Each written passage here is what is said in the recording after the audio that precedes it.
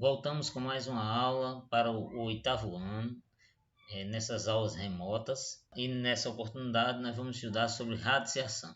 No outro vídeo a gente estudou sobre propriedades e potenciações. Agora nós vamos estudar sobre radiciação. Então, radiciação é um assunto que vocês conhecem, vocês já estudaram. Agora nós vamos aprofundar mais um pouco. Então, iniciando aí, radiciação é a operação inversa da potenciação. Como se calcula a raiz quadrada de um número? A gente já estudou isso, a gente já conhece esse assunto, então vamos só aprofundar mais um pouco. Então veja só, observe essa figura aqui, essa figura é um quadrado. Quadrado de lado 3. Então, para eu determinar a área desse quadrado, a gente já sabe que vai ter que multiplicar a base vezes a altura. Então, 3 vezes 3, 9. Ou seja, nós temos 9 quadradinhos aqui. Então, essa é a área. 9 é a área. Como eu obtive esse 9? Multiplicando 3 por 3, que dá 9. Bem, para eu chegar ao 9, eu tive que multiplicar o 3 duas vezes. Então, se eu tiver 9 e quiser chegar no 3, o que eu tenho que fazer? Eu tenho que aplicar a operação inversa, que a gente chama de radiciação. Essa operação inversa, ela me permite encontrar o valor que eu tinha antes, que era o 3, que era o lado do quadrado. A raiz quadrada de 9 é um número que multiplicado duas vezes, ele repetido duas vezes, ele multiplicado por ele mesmo, dá 9. Que número é esse? É o 3. Então, você pode substituir essa palavra raiz quadrada por lado, que dá no mesmo. Então, todas as vezes que eu perguntar quem é a raiz quadrada de um número, você lembre que eu estou perguntando quem é o lado de um quadrado de área 9. Somente isso. Ou de área 16, seja lá o que for. Por exemplo, se eu quiser saber quem é a raiz quadrada de 16, é só eu procurar um número que multiplicado por ele mesmo dê 16. Quem é esse número?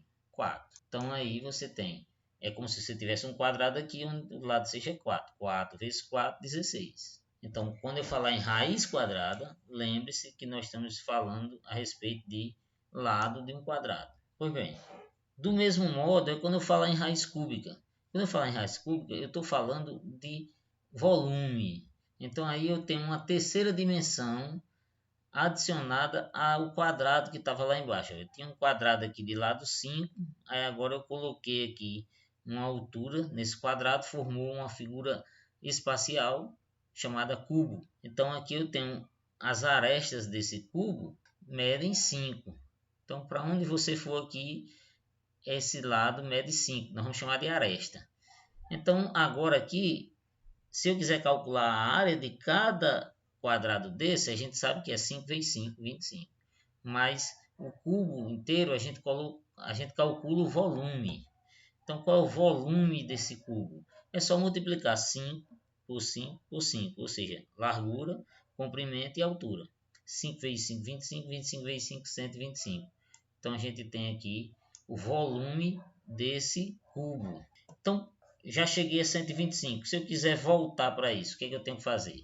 É só extrair a raiz cúbica de 125. Aí agora você tem que lembrar de uma coisa. Veja, quando eu falo em raiz quadrada, você não deve colocar o 2 aqui. Por quê? Porque subtende que tem um 2 aqui. Agora, quando for raiz cúbica, aí sim. Aí você vai ter que colocar um 3 aqui. Se for raiz quarta, você vai ter que colocar um 4 e assim por diante. Então, a pergunta aqui é, quem é a raiz cúbica de 125? É um número que multiplicado 3 vezes, olha, 3 vezes, olha aqui, dá 125. Que número é esse? A gente já viu que é um 5. Por quê? Porque 5, observe aqui, 5 vezes 5, 25, 25 vezes 5, 125. Então, por exemplo, outro número. Quem é a raiz cúbica, por exemplo, de 8? Raiz cúbica de 8. É um número que multiplicado 3 vezes deu 8. Então, você fazendo as contas, você vai ver que é um 2. Por quê? Porque 2 vezes 2 vezes 2. 2 vezes 2, 4. 4 vezes 2, 8. Então, baseado em todas essas informações, nós vamos responder aqui as questões. Vocês viram que é bem simples. Então, vamos iniciar aqui. Calcule as raízes de raiz quadrada de 16. A gente já tinha falado ali, né? Quem é a raiz de 16? É um número que multiplicado por ele mesmo dá 16. Quem é? 4. 4 vezes 4, 16. Raiz quadrada de 1,44. É um número que multiplicado por ele mesmo deu 1,44. Você percebe que aqui é um número decimal, né? Tem várias maneiras de resolver isso. Por exemplo, você pode pensar da seguinte maneira. Se não existisse essa vírgula, como é que seria? Seria a raiz quadrada de 144. A raiz quadrada de 144 é 12. 12 vezes 12 dá 144. Então, a raiz quadrada de 1,44 é 1,2. Se você apagar essa vírgula, fica 12, né? Mas, como é 1,44, então o resultado é 1,2. Outra maneira de fazer, aí a gente já vai relembrar alguns conteúdos que a gente estudou, é resolver isso aqui escrevendo a fração decimal. Então aqui é 1,44, você escreve isso da forma decimal. Como é que eu faço isso? É só pegar aqui, escrever esse número sem a vírgula, que dá 144. Quantas casas eu tenho depois da vírgula aqui? Tenho duas casas depois da vírgula. Então qual é a potência de 10 que tem 2 zeros? Vai ser o 100. Mas quem é potência de 10? Veja só, potência de 10 eu vou escrever aqui desse lado esquerdo. 10 elevado a 0, 10 elevado a 1, 10 elevado a 2, 10 elevado a 3. Veja só. Quanto é 10 elevado a 0? Todo número elevado a 0 é igual a 1. 10 elevado a 1.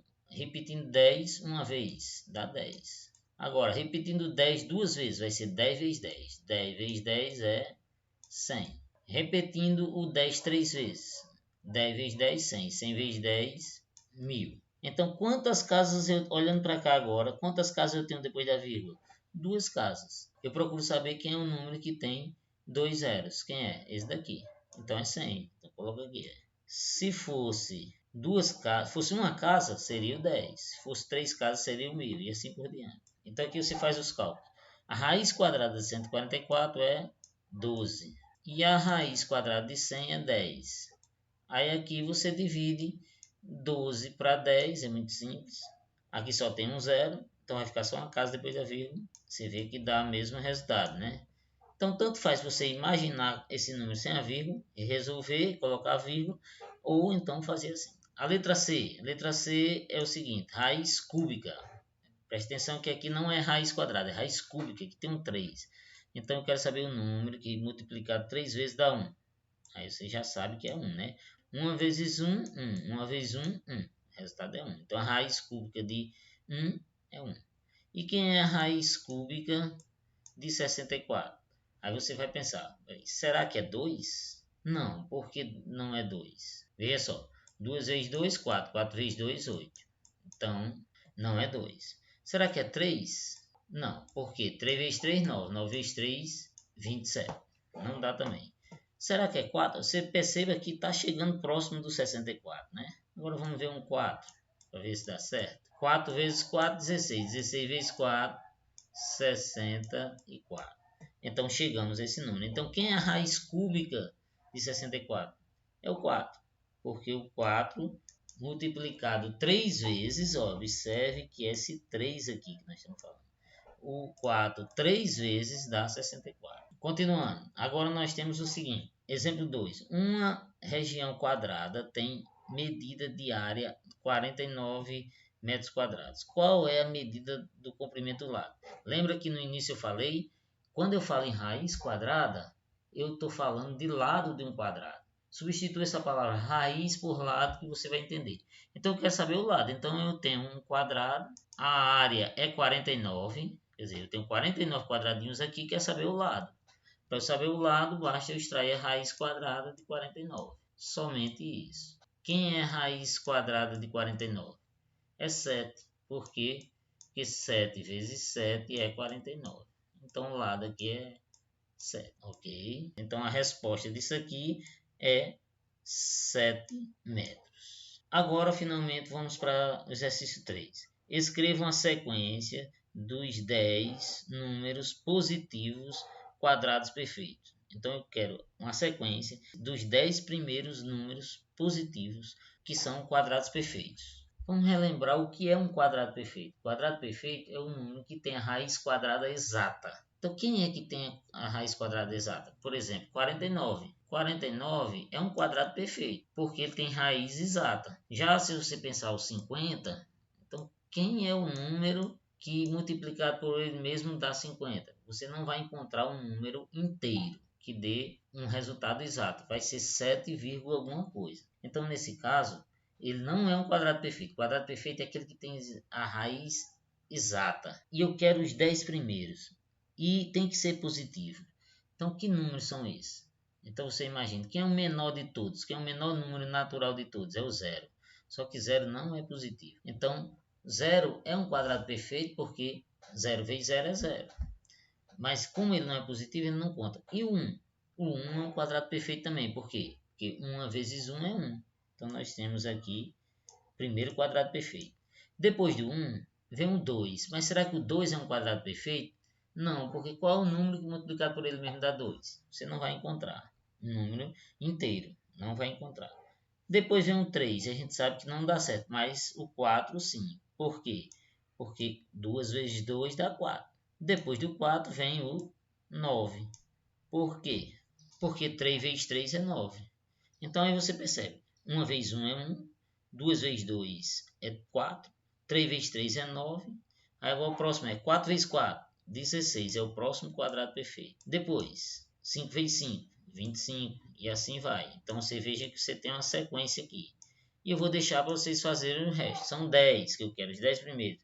Aqui eu tenho 2, 4, 5. Tem 5. Eu respondi 5, está faltando os outros 5. Perceba que 1 vezes 1 é 1, 2 vezes 2 é 4, 3 vezes 3 é 9, 4 vezes 4 é 16, 5 vezes 5 é 25. Aí você continua e responde os próximos. E também vai responder o exercício que eu deixei aqui para vocês na plataforma.